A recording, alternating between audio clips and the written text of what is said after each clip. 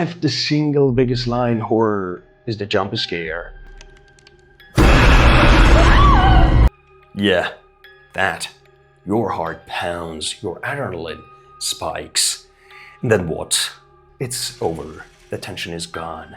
But the true masters of horror, the filmmakers who want to hunt you for days, they don't go for the chill rush. They play a different game entirely. They use something quieter. They plant a single horrifying detail in the background of the frame.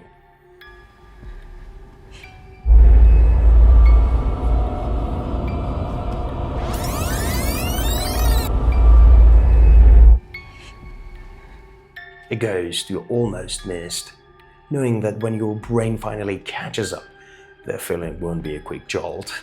It'll be slow, creeping dread. The kind of fear that follows you home. So we're going to dissect 10 brilliant examples of the hidden scare, the moments that prove what you almost missed is always more terrifying than what jumps out at you. Where's the key? Okay. Boo, Mommy! Got ya! You have to go back to the blueprint. I mean, the film that basically wrote the rules for this kind of dread.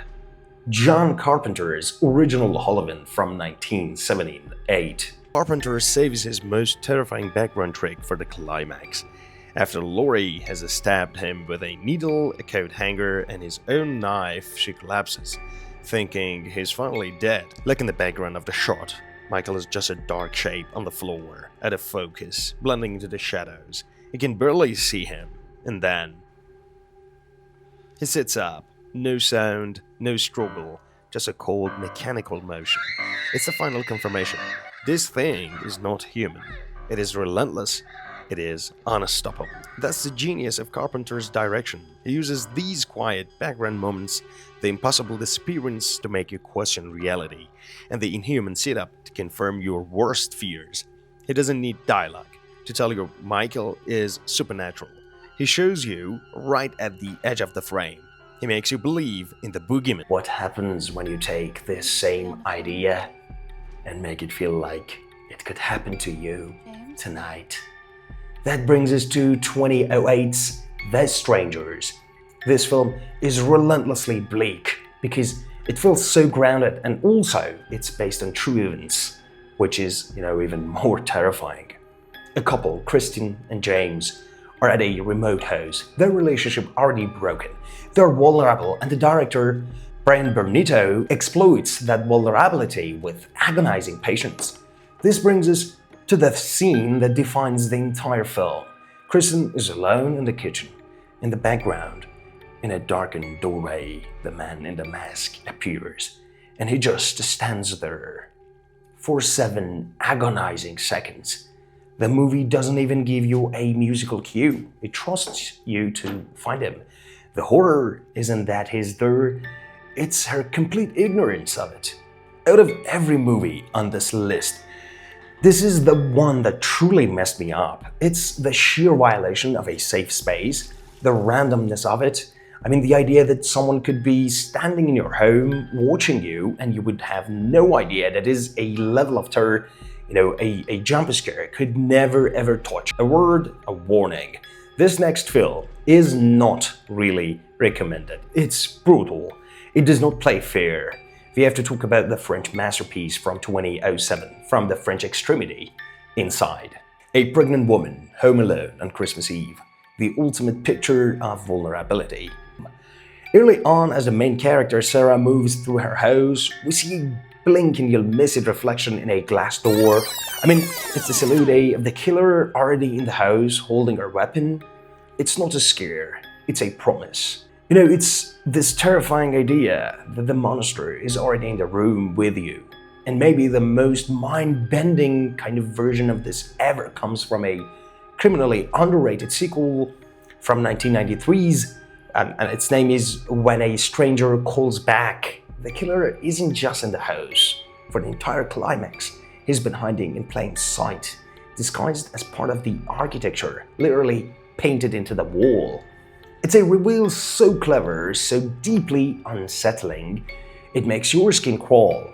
Both films prove the same point. I mean, the real horror is realizing you were never safe to begin with. So far, we've talked about people, but this technique is even more effective when you don't know what you're looking for. This is where 2005's The Descent becomes a masterclass in dread. The first half of the movie, the horror is claustrophobia, mostly. A group of friends trapped in a cave system. Then they enter this vast, beautiful cavern. Neil Marshall plays a dirty trick. As the camera pans, right there, blending in with the rock wall, is one of the cave's creatures, perfectly still. The feeling of the film shifts from an adventure movie to a monster movie in a blink of an eye, and in a single frame. They're not just lost anymore, they are on the menu. But what if the thing you see is just impossible? Something so surreal, it feels like it crawled out of a nightmare. Let's talk about the South Korean masterpiece from 2003 that I think it's not talked about enough. The name is A Tale of Two Sisters from 2003. It's a masterpiece and it's one of my favorite horror movies. So in a moment of pure chaos, a dinner guest has a violent seizure as the camera drops to her point of view on the floor. And with a delay, we see what no one else does, a pale, long-haired ghost girl crouched under the kitchen sink. It's a beautiful, horrifying, and utterly illogical image that proves the house itself is sick. But this technique doesn't always have to be the main event. Sometimes a brilliant director uses it as the perfect setup for a traditional jump scare, planting a seed of, dread that makes the final boom moment hit so much harder. And nobody does this better than James Wan in 2010's Insidious. The whole sequence is a masterclass. It starts with a grandmother telling a terrifying story about a dark figure she saw in a dream, but this is the part of the movie, You're completely focused on her, and that's when Wan does it. I can still hear that voice.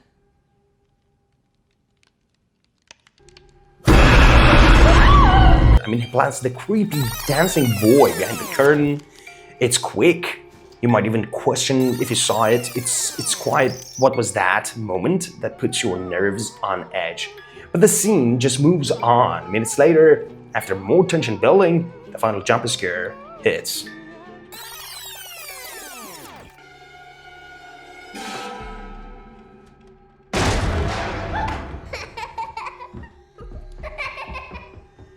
See how that works? The jump scare is the loud bang, but real craft. The reason our nerves were already shredded was the dancing boy. This idea of using a decoy to set up real scare is something the universe, James Wan built has perfected.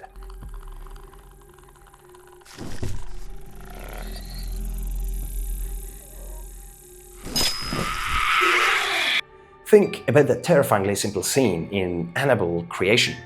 You're so focused on the creepy doll in the foreground, the obvious threat definitely, that you almost don't notice the real horror. The demonic eyes opening in the pitch black darkness behind it. It's the ultimate misdirection, and it's definitely more terrifying than any jump scare.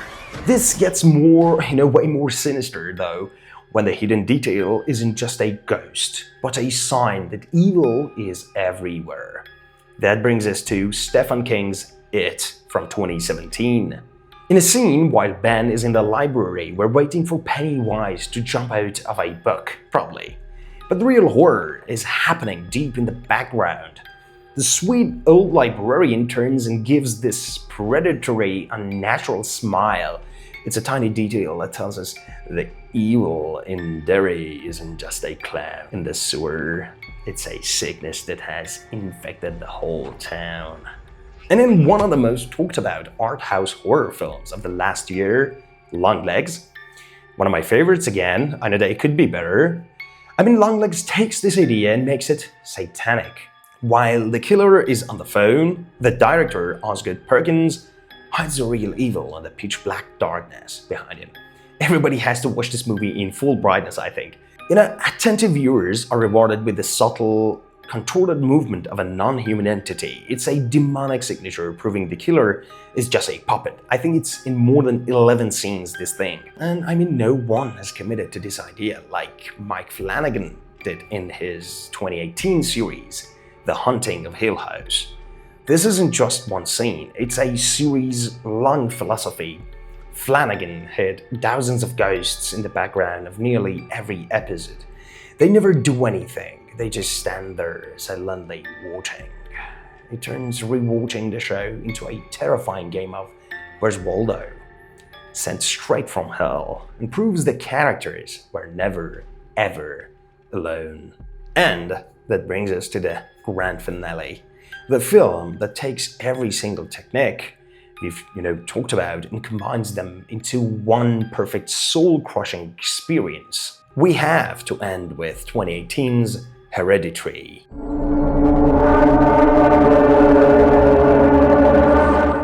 The genius of director Ari Aster in his ability to make grief a visual, haunting presence.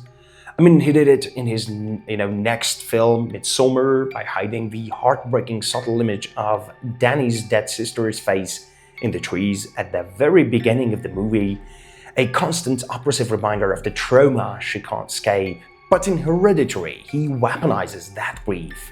The film lies to you. It pretends to be a dark family drama, and then it happens. The car scene, and after the initial shock, you're left in soul-crushing silence. That silence is the moment the movie takes its mask off and shows you what it really is.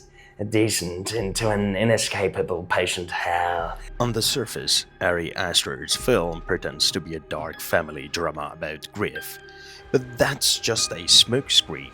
The real movie's happening in the shadows, at the edge of the frame, rewarding the most obsessed viewers. On your second or third watch, you start to spot the clues. The strange symbol of Paimon appearing everywhere. Then you start seeing faces in the darkness, the naked cult members standing silent just watching. The entire film is a patient satanic ritual hiding in plain sight.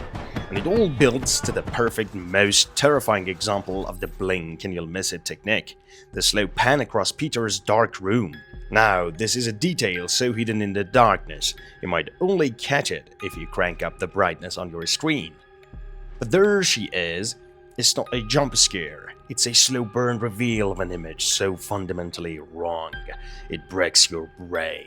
That single hidden image is why Hereditary is one of the greatest horror films of the last 2 decades.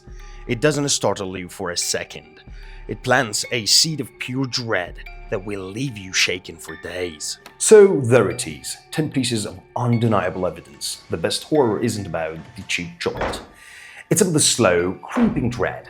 It's the art of the things you almost missed. So I have to ask you, what's the scene that did this to you? What's the hidden detail that's been stuck in your head for years? Let's build a master list in the comments. Let the debate begin, and if you want more, subscribe. I'll see you there.